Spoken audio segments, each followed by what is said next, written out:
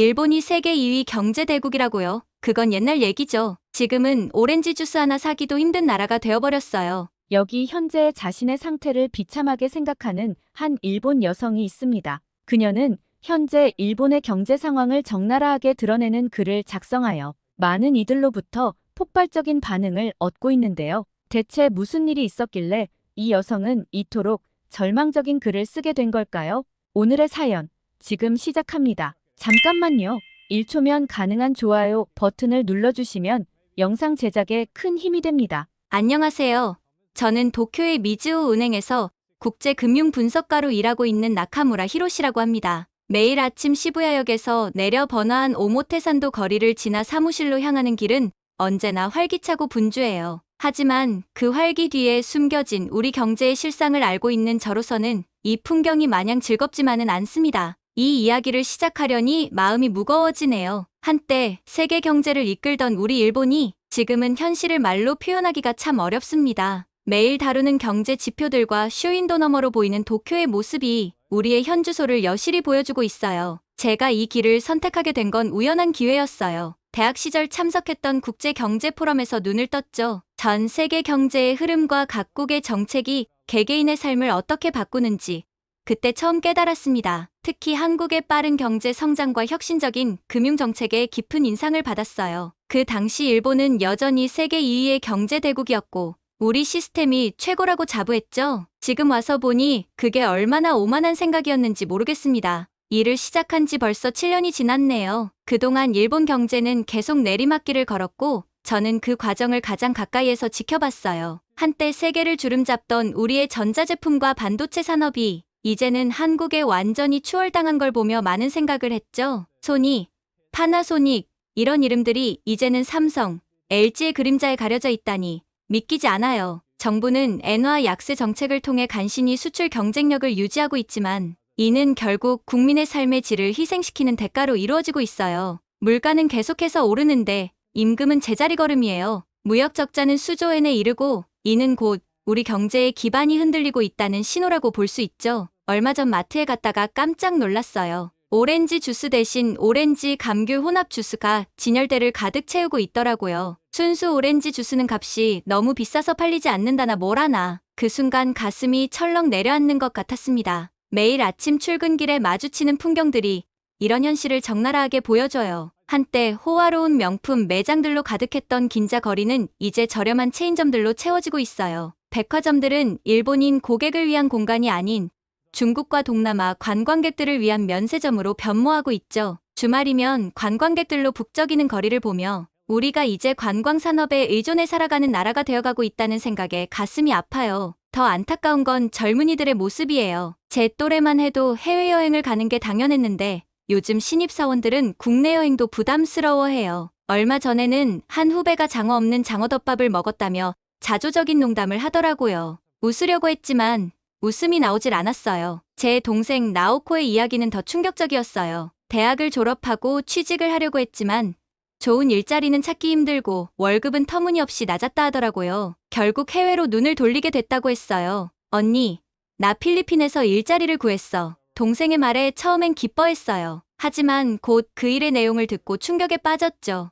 나오코가 구한 일자리는 다름 아닌 술집에서 일하는 거였으니까요. 세상에, 우리나라가 이렇게까지 되다니. 게다가 주변에서는 점점 더 많은 사람들이 해외 이주를 고민하고 있어요. 특히 젊은 층에서 이런 움직임이 두드러지죠. 일본에서는 미래가 보이지 않는다며 더 나은 기회를 찾아 떠나려는 사람들이 늘고 있어요. 심지어 일부 여성들은 생계를 위해 해외 매춘까지 나간다는 충격적인 소문도 들려요. 이런 이야기를 들을 때마다 우리가 어쩌다 이 지경까지 왔는지 자문하게 돼요. 가장 충격적인 건 부동산 시장 상황이에요. 얼마 전 뉴스를 보다가 깜짝 놀랐어요. 일본의 빈집이 830만 채나 된다는 거예요. 우리 동네만 해도 곳곳에 버려진 듯한 집들이 눈에 띄었는데 이게 전국적인 현상이었던 거죠. 더 놀라운 건 그 다음이었어요. 이런 빈집들을 외국인 투자자들, 특히 중국인들이 헐값에 사들이고 있다는 내용이었어요. 일본 사람들은 집을 팔지 못해 애를 쓰는데 외국인들은 오히려 이를 기회로 삼고 있다니. 친구 마코토의 이야기를 들으면서 이 현실을 실감했어요. 유리카, 우리 부모님이 시골에 갖고 계신 집 있잖아. 결국 중국인한테 팔았어. 정말? 얼마에? 말도 마. 10년 전 가격의 반의 반도 안 돼. 이 말을 듣는 순간 가슴이 철렁 내려앉는 것 같았어요. 우리나라의 부동산이 그것도 외국인들에게 헐값에 넘어가고 있다니. 한때 땅값으로 세계를 놀라게 했던 일본의 모습은 온데간데 없고 이제는 그 땅마저 외국인의 손에 넘어가고 있다는 현실이 너무나 씁쓸하게 다가왔어요. 이런 현실을 마주하면서 저는 매일 밤 우리나라의 미래에 대해 고민해요. 우리는 어디서부터 잘못된 걸까요? 그리고 어떻게 하면 이 상황을 바꿀 수 있을까요? 한때 세계 2위의 경제 대국이었던 우리나라가 이렇게 무너져 내리는 모습을 보며 저는 깊은 절망감을 느꼈어요. 하지만 그 답을 찾는 과정에서 저는 의외의 곳에서 희망을 발견하게 됐어요. 바로 우리의 이웃나라, 한국에서 말이죠. 한국의 눈부신 성장과 혁신적인 기업 문화, 그리고 젊은이들의 열정을 보며 우리도 변화할 수 있다는 희망을 품게 됐어요. 그러던 어느 날, 우연히 TV에서 한국의 경제 다큐멘터리를 보게 됐어요. 한강의 기적이라 불리는 한국의 경제 성장 과정을 다룬 내용이었죠. 전쟁의 폐허에서 일어나 세계적인 경제 강국으로 성장한 한국의 모습에 깊은 감명을 받았어요. 특히 젊은 세대들의 도전 정신과 창의력, 그리고 변화를 두려워하지 않는 기업들의 모습이 인상적이었죠. 다음 날 아침, 회사로 향하는 지하철에서 우연히 한국인 관광객 무리를 보게 됐어요. 그들의 활기찬 모습과 밝은 웃음소리를 들으며 문득 우리 회사에도 이런 에너지가 필요하다는 생각이 들었죠. 마치 운명의 장난처럼 그 생각이 현실이 되는 데에는 오래 걸리지 않았어요. 제 일상에 큰 변화가 찾아온 건 올해 초봄이었어요. 벚꽃이 막 피기 시작할 무렵, 우리 부서에 새로운 직원이 합류했거든요. 김서윤이라는 한국인 여성이었죠. 그날 아침, 저는 평소처럼 사무실에 도착해 커피를 마시며 하루를 시작하려던 참이었어요. 그때 팀장님이 우리를 회의실로 불렀죠. 여러분, 오늘부터 우리 팀에 합류할 새 동료를 소개합니다. 한국은행과의 교환 프로그램으로 오신 김서윤 씨입니다. 서윤 씨는 활기찬 목소리로 자기소개를 했어요. 유창한 일본어에 놀랐지만 솔직히 말해 처음엔 그저 외국인 교환 근무 직원 정도로만 생각했어요. 곧 적응하겠지라고 여겼죠. 하지만 이게 얼마나 큰 오산이었는지 모릅니다. 서윤 씨는 첫날부터 달랐어요. 회의 때 적극적으로 의견을 내고 기존 업무 프로세스에 대해 끊임없이 질문했죠. 왜 이렇게 하나요? 이렇게 하면 더 효율적이지 않을까요? 같은 질문들이 쏟아졌어요. 처음에는 그녀의 태도가 무례하다고 생각했어요. 일본에서는 신입 직원이 이렇게 적극적으로 의견을 내는 경우가 드물거든요. 한 달쯤 지났을 때 우리 팀은 새로운 투자 상품 개발 프로젝트를 시작했어요. 전통적인 방식대로 천천히 진행하려는데 서윤 씨가 갑자기 손을 들더니 말했죠. 이 프로젝트, 애자일 방식으로 진행해보는 게 어떨까요? 빠르게 프로토타입을 만들고 테스트해보는 거예요. 팀원들은 대부분 고개를 저었어요. 하지만 서윤 씨는 포기하지 않고 계속해서 설득했죠. 결국 팀장님이 작은 규모로 시도해보자고 결정했어요. 그 결과는 놀라웠어요. 우리가 몇 달 걸려 할 일을 단 몇 주 만에 해냈거든요. 서윤 씨의 제안으로 만든 새 투자 상품은 임원들의 눈에 들어 채택됐어요. 우리가 몇 년간 고민하던 문제를 그녀가 단 몇 주 만에 해결한 셈이죠. 이 사건은 우리 팀에 충격을 줬어요. 우리가 얼마나 현상 유지에만 급급했는지, 얼마나 변화를 두려워했는지 깨닫게 됐죠. 팀 회식 자리에서 한 선배가 술기운에 얼굴을 붉히며 말했어요. 우리가 언제부터 이렇게 소극적이 됐을까? 예전엔 우리도 도전을 두려워하지 않았는데. 서윤 씨와 대화를 나누면서 한국의 이야기를 많이 들었어요. 그녀의 말에 따르면 한국 기업들은 빠른 의사결정과 과감한 도전을 중요하게 여긴다고 해요. 실패해도 빨리 일어나 다시 도전하는 문화라고 하더라고요. 우리는 빨리빨리 문화에 익숙해요. 때론 부작용도 있지만 이 문화 덕분에 빠르게 변화하는 시장에 대응할 수 있어요. 서윤 씨의 이야기를 들으며 저는 우리나라와 한국의 차이점을 생각해보게 됐어요. 그리고 우리가 변해야 한다는 생각이 강하게 들기 시작했죠. 변화는 작은 것부터 시작됐어요. 회의 때 더 적극적으로 의견을 내기 시작했고 새로운 아이디어를 제안하는 것도 두려워하지 않게 됐죠. 처음엔 어색했지만 점점 자연스러워졌어요. 어느 날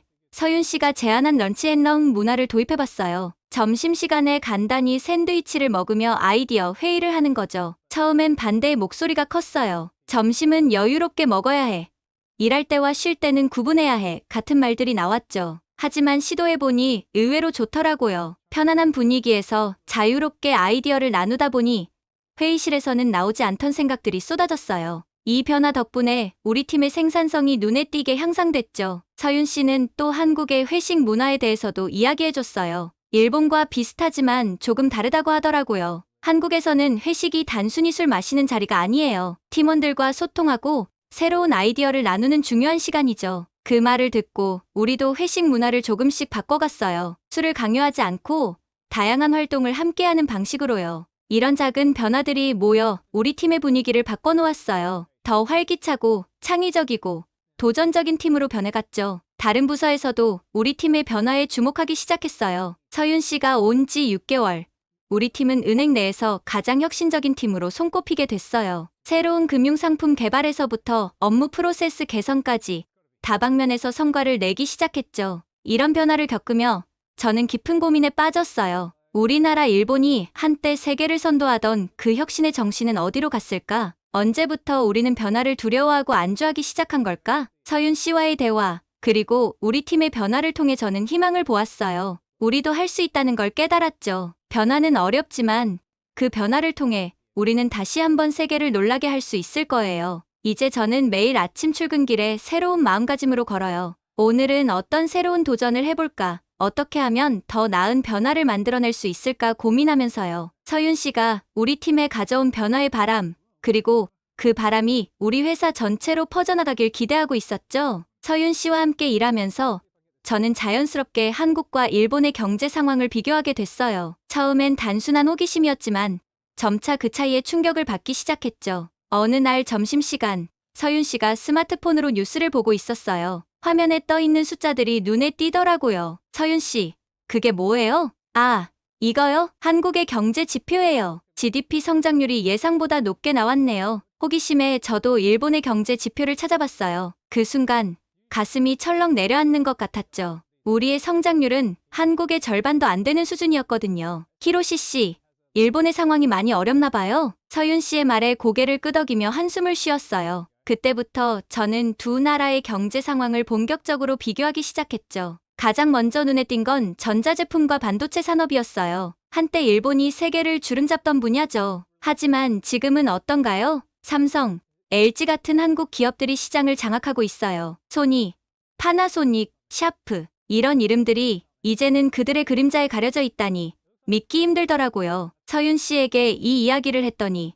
그녀도 놀란 눈치였어요. 사실 저희도 일본 기업들을 동경하며 자랐어요. 지금도 많은 걸 배우고 있고요. 하지만 우리는 빠르게 변화하는 시장에 맞춰 끊임없이 혁신하려고 노력해요. 그녀의 말을 들으며 우리가 얼마나 안주해 있었는지 깨달았어요. 우리는 과거의 영광에 취해 세계가 얼마나 빠르게 변하고 있는지 잊고 있었던 거죠. 다음으로 충격적이었던 건 청년 실업 문제였어요. 일본의 청년들이 겪는 어려움은 이미 알고 있었지만 한국의 상황을 들어보니 조금 달랐어요. 한국도 청년 실업 문제가 심각해요. 하지만 우리에겐 희망이 있어요. 새로운 스타트업들이 계속 생겨나고 글로벌 기업들이 새로운 일자리를 만들어내고 있거든요. 서윤 씨의 말을 들으며 일본의 젊은이들이 점점 더 미래에 대한 희망을 잃어가는 모습이 떠올랐어요. 우리는 언제부터 이렇게 정체되어 버린 걸까요? 문화산업의 차이도 크게 느껴졌어요. 한국의 K-pop, 드라마, 영화들이 세계적으로 인기를 얻고 있다는 걸 알고 있었지만 그 규모를 직접 들어보니 놀라웠어요. BTS나 블랙핑크 같은 아이돌은 이제 세계적인 스타예요. 기생충이나 오징어 게임 같은 콘텐츠는 전 세계 사람들의 관심을 받았고요. 일본의 애니메이션이나 게임도 여전히 인기가 있지만 한국 콘텐츠만큼 폭넓은 글로벌 팬덤을 형성하지는 못하고 있다는 게 안타까웠어요. 하루는 서윤 씨가 한국의 벤처 기업에 대해 이야기해줬어요. 한국에선 매년 수많은 스타트업이 생겨나요. 정부에서도 적극적으로 지원하고 있죠. 실패해도 다시 도전할 수 있는 문화가 형성되고 있어요. 그 말을 들으며 일본의 상황과 비교하게 됐어요. 우리는 여전히 대기업 중심의 경제 구조에 머물러 있잖아요. 새로운 도전을 하기보다는 안정을 추구하는 문화가 강하고요. 이런 이야기를 나누다 보니 점점 더 일본의 현실이 객관적으로 보이기 시작했어요. 한때 세계를 주도하던 우리의 전자제품 브랜드들이 이제는 글로벌 시장에서 찾아보기 힘들어졌다는 사실, 그리고 반도체나 배터리 같은 첨단 기술 분야에서 한국 기업들에게 밀리고 있다는 현실이 너무나 아쉬웠죠.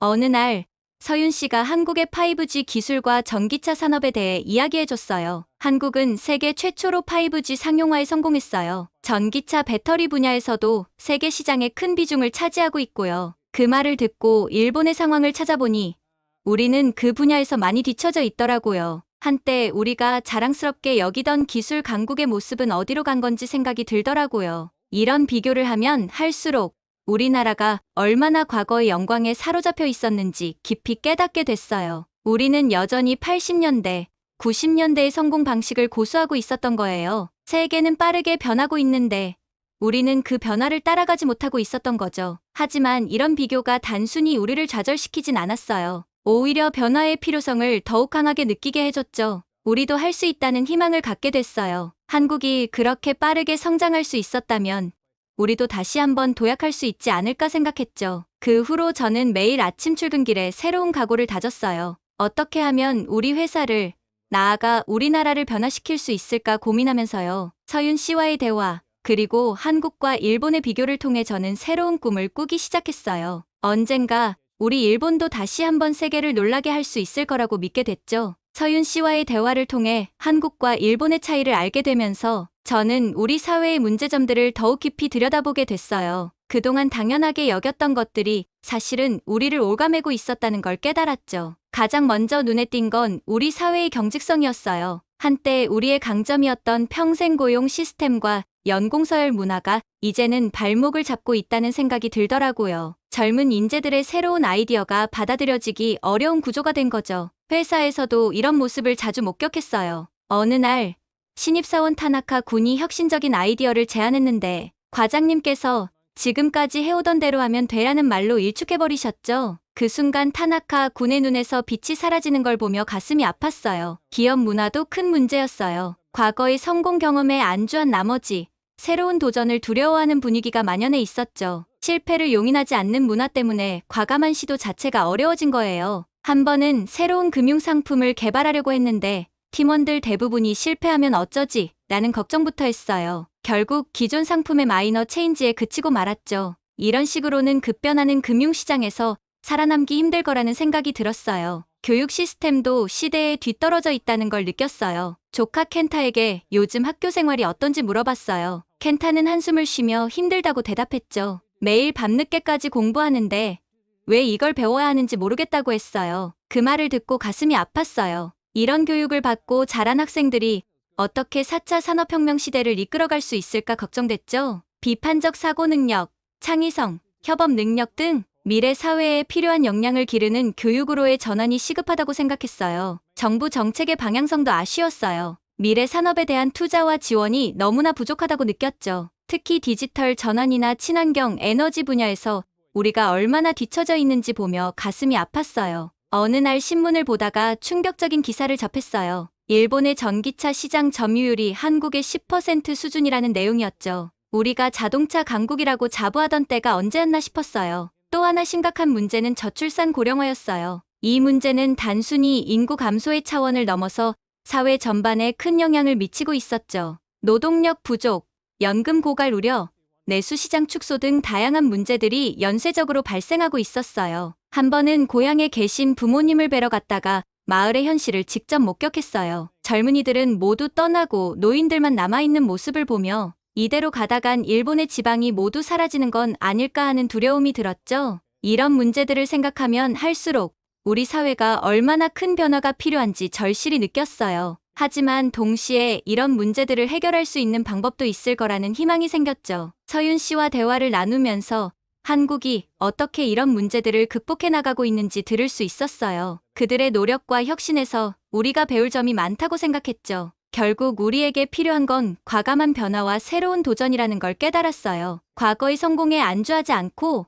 미래를 위해 지금부터 준비해야 한다고 생각했죠. 그날 이후로 저는 우리 회사에서부터 작은 변화를 만들어내기 위해 노력했어요. 신입사원들의 아이디어에 더 귀 기울이고 새로운 시도를 장려하는 분위기를 만들어갔죠. 비록 작은 시작이었지만 이런 노력들이 모여 언젠가는 우리 사회 전체를 변화시킬 수 있을 거라고 믿었어요. 그날 저녁, 퇴근 후 서윤 씨와 함께 회사 근처 이자카야에 들렀어요. 피곤한 하루를 마무리하며 가볍게 한잔하자고 했죠. 오늘 있었던 긴 회의 얘기가 나왔어요. 유리카 씨, 오늘 회의는 정말 길었네요. 이렇게 오래 걸릴 줄 몰랐어요. 서윤 씨가 말했어요. 저는 쓴웃음을 지으며 대답했죠. 네, 우리 회사에서는 흔한 일이에요. 사실 오늘은 그나마 빨리 끝난 편이죠. 서윤 씨는 놀란 표정을 지었어요. 정말요? 한국에서는 이렇게까지 오래 걸리는 경우가 거의 없는데 그 말에 저는 문득 궁금증이 생겼어요. 그럼 한국에서는 어떻게 의사결정을 하나요? 서윤 씨의 대답을 들으며 저는 일본 특유의 의사결정 구조인 네마와시에 대해 깊이 생각해보게 됐어요. 네마와시는 직역하면 뿌리를 돌린다는 뜻인데 나무를 옮길 때 미리 뿌리 주변을 파서 준비하는 것에서 유래했대요. 비즈니스에서는 공식적인 회의나 결정 이전에 관련된 모든 당사자들과 비공식적으로 의견을 조율하고 합의를 이끌어내는 과정을 의미해요. 처음에는 이 과정이 조직의 조화를 유지하고 모든 이해관계자의 의견을 고려하는 좋은 방법이라고 생각했어요. 하지만 시간이 지날수록 이게 얼마나 비효율적인지 깨닫게 됐죠. 의사결정 속도가 너무 느려서 글로벌 시장에서 경쟁력을 잃는 주요 원인이 되고 있다는 걸 알게 됐어요. 우리 회사에서 겪은 일이 특히 기억에 남아요. 새로운 금융상품을 출시하려고 했는데 간단한 의사결정에도 몇 주가 걸렸어요. 먼저 기획팀에서 아이디어를 냈죠. 그 다음에는 마케팅팀, 법무팀, 리스크 관리팀 등 관련된 모든 부서의 담당자들을 개별적으로 만나 의견을 듣고 설득하는 과정을 거쳤어요. 각 팀마다 이해관계가 달라서 의견을 조율하는 데만 2주가 걸렸죠. 그리고 나서야 겨우 공식 회의를 열었는데 여기서 또 문제가 생겼어요. 네마와시 과정에서 너무 많은 사람의 의견을 반영하다 보니 원래 혁신적인 아이디어가 많이 희석되어 있었거든요. 결국 출시된 상품은 기존 상품과 크게 다르지 않은 것이 되어버렸어요. 더 큰 문제는 이 모든 과정이 진행되는 동안 우리의 경쟁사들은 이미 새로운 상품을 출시하고 시장을 선점해버렸다는 거예요. 특히 한국의 금융기관들은 의사결정이 정말 빠르더라고요. 아이디어가 나오면 바로 프로토타입을 만들고 시장에 내놓아 고객 반응을 보는 시기였어요. 우리가 한번 결정하는 동안 그들은 이미 3번의 시도를 하고 개선까지 마친 거죠. 이런 네마와시 문화는 책임을 분산시키는 효과도 있었어요. 모든 관계자가 동의한 결정이니 실패하더라도 특정 개인에게 책임을 묻기 어려워지는 거죠. 이건 어떻게 보면 안전한 방식일 수 있지만 동시에 혁신을 가로막는 요인이 되기도 했어요. 새롭고 대담한 시도를 하기 어려워지니까요. 서윤 씨에게 이런 이야기를 했더니 그녀도 놀라더라고요. 한국에서는 의사결정이 훨씬 빠르고 유연하다고 해요. 물론 그들도 협의 과정을 거치지만 그건 아이디어를 발전시키고 개선하기 위한 것이지 단순히 동의를 구하는 과정은 아니라고 했어요. 우리는 빠른 의사결정을 중요하게 여겨요. 실패해도 빨리 실패하고 그 경험을 바탕으로 더 나은 결과를 만들어내는 거죠. 서윤 씨의 말을 들으며 우리의 네마와시 문화가 얼마나 시대에 뒤떨어진 것인지 깨달았어요. 글로벌 시장에서 경쟁력을 유지하려면 우리의 의사결정 구조도 바뀌어야 한다고 생각했죠. 모든 사람의 동의를 얻는 것도 중요하지만 때로는 빠른 결정과 과감한 실행이 더 중요할 때가 있다는 걸 배웠어요. 이런 생각을 하다 보니 우리 회사에서도 변화를 시도해봐야겠다는 결심이 섰어요. 다음 날 팀 회의에서 제안을 했죠. 소규모 프로젝트부터 시작해서 더 빠른 의사결정 프로세스를 도입해보자고요. 처음에는 많은 동료들이 불안해했지만 서서히 변화의 필요성을 이해하기 시작했어요. 우리는 작은 프로젝트를 선정해 새로운 방식을 시도해봤어요. 네마와시 과정을 최소화하고 빠르게 결정을 내리고 실행에 옮겼죠. 물론 처음에는 실수도 있었고 혼란스러운 점도 있었어요. 하지만 점차 팀원들이 이 새로운 방식에 적응하기 시작했고 우리의 업무 속도가 눈에 띄게 빨라졌어요. 이 경험을 통해 저는 변화의 가능성을 보았어요. 네마와시 문화가 깊이 뿌리 박힌 우리 사회에서 이런 변화를 만들어내는 것은 쉽지 않겠지만 불가능한 것은 아니라고 생각했죠. 우리가 조금씩 변화해 나간다면 언젠가는 더 유연하고 효율적인 의사결정 구조를 가진 사회를 만들 수 있을 거라고 믿었어요. 그날 이후로 저는 우리 팀에서 시작된 이 작은 변화의 물결이 회사 전체로 나아가 우리 사회 전반으로 퍼져나가기를 희망하며 메일을 보냈어요. 변화는 어렵지만 그 변화를 통해 우리는 더 나은 미래를 만들어갈 수 있다고 믿었거든요. 서윤 씨와의 대화를 통해 깨달은 점들을 바탕으로 우리 회사에서도 조금씩 변화를 시도해보기로 했어요. 가장 먼저 도입한 건 애자일 방식이었죠. 애자일은 소프트웨어 개발 분야에서 시작된 방법론인데 이제는 다양한 산업 분야에서 활용되고 있더라고요. 처음 팀장님께 애자일 방식을 제안했을 때 반응이 그리 좋지 않았어요. 지금까지 해오던 방식이 있는데 왜 바꿔야 하지? 라는 의문이 가득한 표정이었죠. 하지만 끈질기게 설득한 끝에 작은 프로젝트에서부터 시도해보기로 했어요. 애자일의 핵심은 빠른 실행과 지속적인 개선이에요. 큰 프로젝트를 작은 단위로 나누어 빠르게 실행하고 그 결과를 바로 평가해 다음 단계에 반영하는 거죠. 이 방식은 우리의 전통적인 네마와시 문화와는 정반대였어요. 모든 것을 완벽하게 준비한 후에 실행하는 대신 빠르게 시도하고 실패해도 바로 수정하는 방식이었죠. 처음에는 이런 방식이 위험해 보였어요. 하지만 실제로 적용해보니 장점이 많더라고요. 의사결정 속도가 빨라지고 시장 변화에 더 유연하게 대응할 수 있었어요. 무엇보다 직원들이 더 적극적으로 아이디어를 내놓기 시작했죠. 실패를 두려워하지 않는 문화가 조금씩 자리 잡히고 있었어요. 한 달 후, 우리 팀은 새로운 금융상품을 개발하는 프로젝트를 시작했어요. 이전과는 달리 빠르게 프로토타입을 만들고 고객 반응을 살폈죠. 그 과정에서 몇 번의 실패도 있었지만 그때마다 빠르게 수정하고 개선했어요. 결과적으로 우리는 3개월 만에 혁신적인 상품을 출시할 수 있었죠. 이 성과는 회사 전체에 큰 반향을 일으켰어요. 다른 부서에서도 우리 팀의 방식에 관심을 보이기 시작했고 점차 회사 전체로 이런 문화가 퍼져나갔어요. 변화는 회사 밖에서도 일어나고 있었어요. 정부에서도 스타트업 육성과 혁신 기업 지원을 위한 정책들을 내놓기 시작했죠. 젊은 세대를 중심으로 도전적인 기업가 정신이 살아나는 모습도 보였어요. 어느 날 조카 켄타가 학교에서 있었던 일을 이야기해줬어요. 우리 학교에서 창업 동아리를 만들었어요. 선생님께서 우리의 아이디어를 존중해주시고 실제로 작은 프로젝트도 해볼 수 있게 해주셨어요. 켄타의 눈빛이 반짝이는 걸 보며 교육 현장에서도 변화의 바람이 불고 있음을 느꼈어요. 이런 변화들을 겪으면서 저는 우리나라의 미래에 대해 새로운 희망을 품게 됐어요. 물론 아직 갈 길이 멀어요. 한국과 비교하면 여전히 많은 부분에서 뒤처져 있죠. 하지만 우리도 변화하고 있어요. 조금 늦었을 뿐 우리도 혁신의 길을 걷기 시작했다고 믿었어요. 서윤 씨와의 대화, 그리고 한국의 발전 과정을 공부하면서 저는 많은 것을 배웠어요. 변화는 두렵지만 그 두려움을 극복할 때 비로소 발전할 수 있다는 것, 그리고 그 변화는 누군가 먼저 시작해야 한다는 거죠. 한국을 배우는 과정은 우리에게 단순히 경제적인 성장 이상의 것을 가져다주고 있었어요. 그들의 열정과 도전 정신, 그리고 위기를 기회로 바꾸는 지혜는 우리 사회 전반에 새로운 활력을 불어넣고 있었죠. 이제 우리는 서서히 깨어나고 있어요. 과거의 영광에서 벗어나 새로운 미래를 향해 나아가고 있는 거예요. 앞으로의 길이 쉽지만은 않겠지만 저는 이제 두렵지 않아요. 오히려 설레는 마음이 더 컸죠. 우리가 변화하고 노력한다면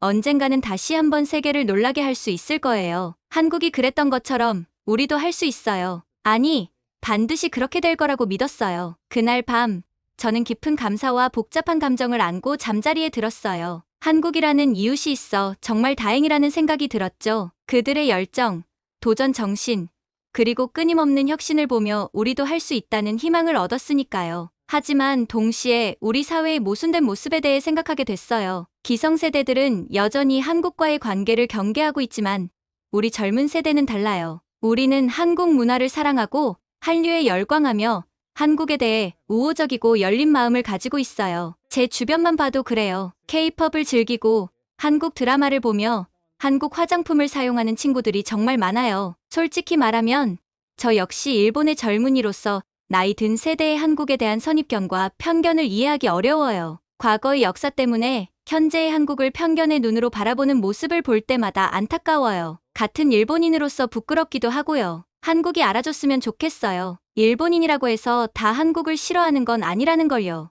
오히려 우리 젊은 세대는 한국을 동경하고 배우고 싶어 해요. 한국의 눈부신 성장은 우리에게 자극제가 되었고 앞으로 나아갈 길을 밝혀주는 등대가 되어주었어요. 이제 우리는 한국을 모범 삼아 새로운 도약을 준비하고 있어요. 그들이 걸어온 길을 배우고 그들의 강점을 우리의 것으로 만들어가는 과정은 분명 쉽지 않을 거예요. 하지만 한국이 해낸 것처럼 우리도 할 수 있을 거라 믿어요. 잠들기 전 마지막으로 든 생각은 이거였어요. 고마워요, 한국. 당신들이 있어 우리의 미래가 더 밝아졌어요. 우리 젊은 세대가 당신들을 얼마나 사랑하고 존경하는지 알아주셨으면 좋겠어요. 언젠가 우리도 당신들처럼 세계를 놀라게 할 날이 올 거예요. 이렇게 가슴 벅찬 희망과 결의를 안고 저는 한국과 일본이 진정한 친구이자 동반자가 되는 새로운 미래를 꿈꾸며 눈을 감았습니다. 내일은 이 꿈을 현실로 만들기 위해 저부터 작은 변화를 시작할 거예요. 한 걸음, 한 걸음 나아가다 보면 반드시 그날이 올 거라고 믿으면서요.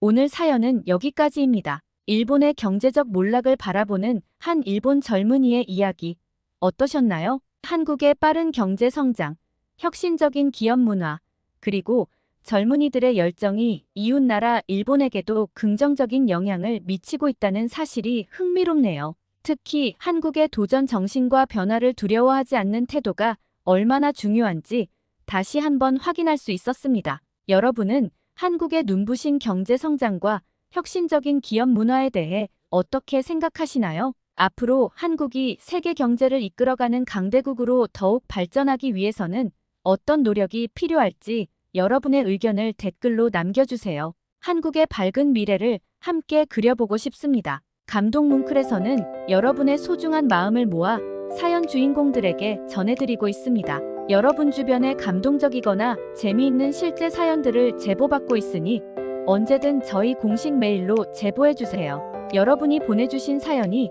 다음 영상의 주인공이 될 수 있습니다. 오늘 들려드린 사연이 마음에 드셨다면 구독과 좋아요 눌러주시고 주변 분들과도 공유해주세요. 여러분의 작은 관심과 응원이 더욱 좋은 콘텐츠를 만드는데 큰 힘이 됩니다. 이상 감동 뭉클이었습니다. 끝까지 시청해주셔서 감사합니다.